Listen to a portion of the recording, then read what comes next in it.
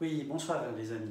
Je vais vous parler d'un point qui est également important, qui va intéresser les ressources humaines, c'est comment créer une ambiance d'équipe gagnante, surtout au niveau de l'équipe commerciale, mais comment faire pour que toute personne qui travaille dans l'entreprise devienne un commercial et amène de la valeur ajoutée.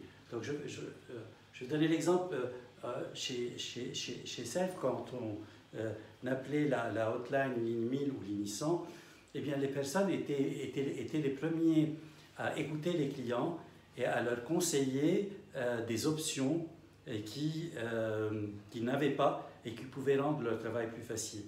Et donc c'est par une formule d'intéressement également de tout le monde que les personnes ont commencé à plutôt d'être énervées qu'ils avaient beaucoup de travail et qu'il y avait encore un nouveau client, au contraire d'être contents parce qu'il y avait un nouveau client, ce qui leur permettrait de faire plus de journées ce mois-ci et donc plus de revenus à ce stade-là. Et par la suite, ce côté qui n'est pas natif chez beaucoup de consultants et des personnes qui ne sont pas des commerciaux, de dire, eh bien, moi, ce n'est pas mon rôle. Une fois qu'il voit un de ses collègues qui est en train de faire, eh bien, plus de 20%, 30% plus que lui, parce que justement, il avait été du bon conseil, surtout pour le client également, à l'aider. Plus tard, ce sont des personnes qui sont devenues eh bien, des auto-entrepreneurs, voire même des patrons d'entreprise. Donc, je passe le bonjour à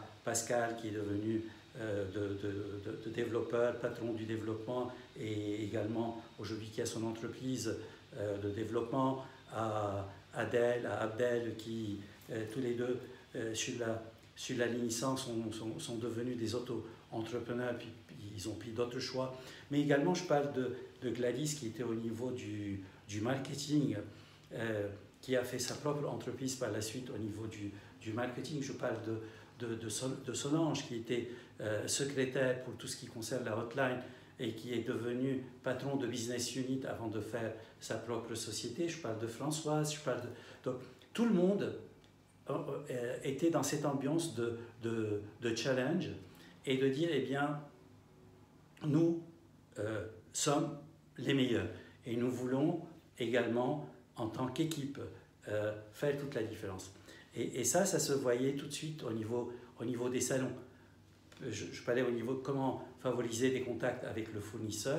Eh bien, quand on pense comment lui va avancer, le chef de notre directeur commercial, c'est également parce qu'il faut voir comment est calculé son bonus. Une fois que vous l'avez compris, une partie de son bonus dépend du nombre d'événements auxquels il arrive à souscrire des revendeurs.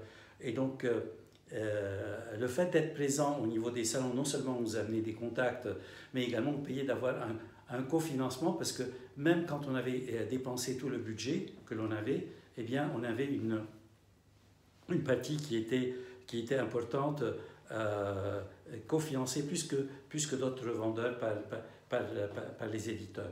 Donc, il y a un retour d'ascenseur quand vous faites beaucoup de chiffres d'affaires. Et également, ce que j'ai fait, c'était nos consultants il y avait notre brand de Self Informatique, donc ils étaient dans tous les comités de développement de produits, que ce soit donc au niveau de faire évoluer les solutions de trésorerie, que ce soit pour faire évoluer l'ERP, que ce soit pour faire évoluer la ligne 100, que ce soit pour partir au niveau des solutions.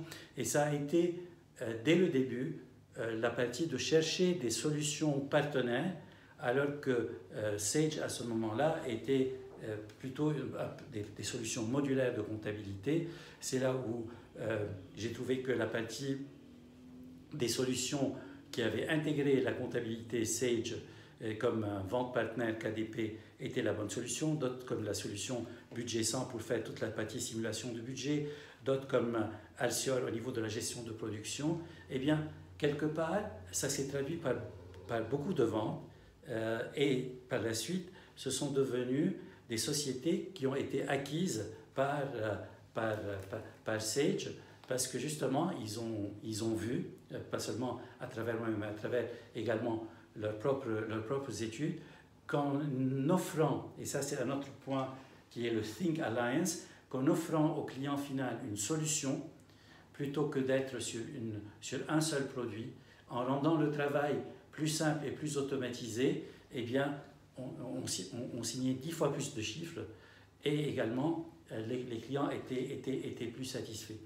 Et donc, ça mettait toute la dynamique de upselling, parce qu'on pouvait commencer avec la ligne 100, puis on devenait sur la partie solution. J'ai également fait du Add-on-X avant que Sage ne l'achète, Sage X3. D'ailleurs, j'ai signé un des plus grands dossiers alors qu'on n'avait pas de consultant, toujours dans l'idée d'aller plus de l'avant que j'ai sous-traité à Infogène, qui est devenu GTI aujourd'hui.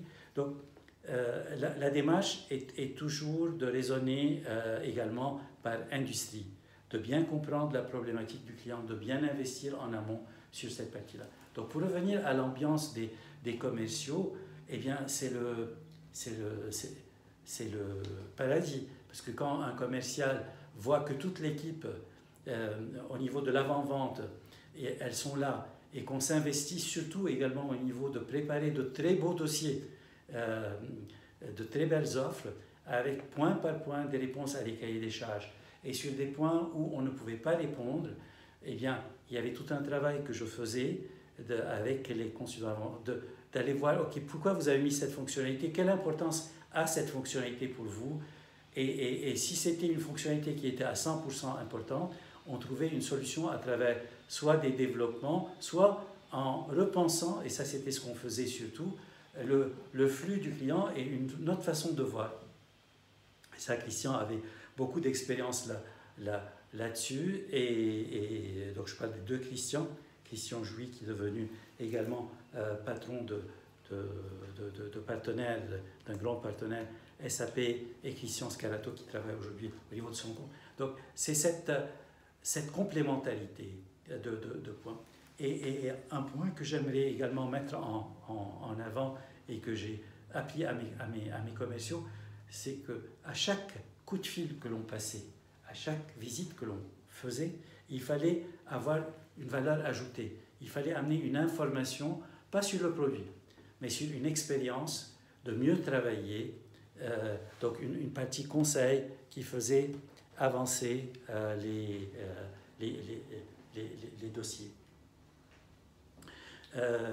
Quoi vous dire d'autre? Eh bien, c'est ce côté de célébrer une vente où tous les commerciaux pouvaient voir où ils étaient par rapport à d'autres. Le fait qu'il n'y avait pas des gens qui ne pouvaient travailler que sur des petits dossiers a permis à amener des clients, des commerciaux qui faisaient que la ligne 100 à vendre des solutions de RP, et donc à vendre des solutions multiples x10, et donc également au niveau de leurs revenus et de leur commission. C'est surtout la confiance qu'ils ont acquis, parce que justement c'est le principal point. C'est que pour moi, s'il y a une formule gagnante, c'est celle-ci, il faut que la foi en vous, ou en quelle que soit cette foi et ce qui vous motive, soit supérieure à vos peurs et à vos doutes. Donc c'est foi en vous supérieure à la peur et le doute. Parce que cette peur et ce doute vont vous paralyser, vont vous empêcher.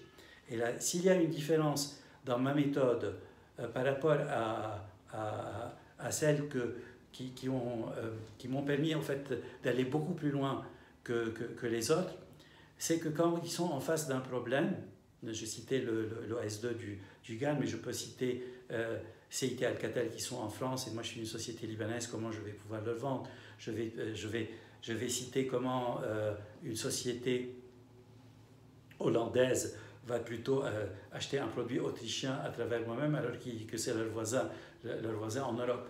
C'est ce que, notez bien, toutes les objections, et travaillez ces objections une par une. Mais ne fermez jamais le dossier en disant que ce n'est pas un dossier pour vous. Non, ça peut être un dossier pour vous, Et si ce dossier est pour vous, et vous aurez moins de concurrence si vous pouvez répondre, et c'est comme ça que vous gagnerez et que vous excellerez. Donc, pas de peur, pas de doute, on ne s'entête pas, il y a une analyse de la situation en essayant de traiter les points qui peuvent être des points bloquants, mais surtout à pouvoir changer votre présentation pour que vous puissiez être bien vu. Donc je vais donner l'exemple. Quand je vendais du Cégide, la solution PMICS avec GTI avant que ce ne soit Cégide, l'approche était de dire, eh bien, parce qu'on est petit, parce que l'éditeur est petit, eh bien, il a une niche, il connaît très bien ce secteur-là, donc on va pouvoir... Par contre, quand je travaillais avec SAP, il fallait plutôt les convaincre que SAP n'était pas très grand pour eux, et que, par contre, personne ne pouvait lui reprocher d'acheter le plus grand éditeur. Et quand il travaillait avec Sage, je mettais en avant combien une offre qui est complémentaire permettait de faire une installation beaucoup plus rapide, alors que quand on était sur un ERP, eh bien, il fallait mettre toute la partie structure, toute la partie clé, donc ce que ça prenait beaucoup plus de temps. Donc, savoir se mettre à la place du client final et voir comment, là où il peut voir des difficultés, et traiter ces difficultés un peu comme quand vous faites du judo ou du jitsu, c'est-à-dire de faire basculer les autres et que ça devienne votre point fort et votre force. Donc, si vous trouvez que ces conseils sont bons, faites-moi un like,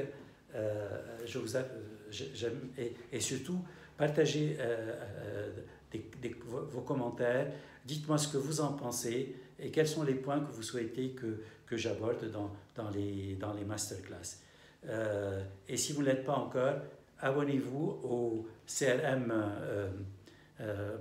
Master qui est à un prix de 750 € et vous avez des vidéos similaires à celle-ci qui vont traiter les différents sujets et qui vont vous permettre justement de tripler votre revenu et tripler votre chiffre d'affaires. Je vous dis ciao, à bientôt.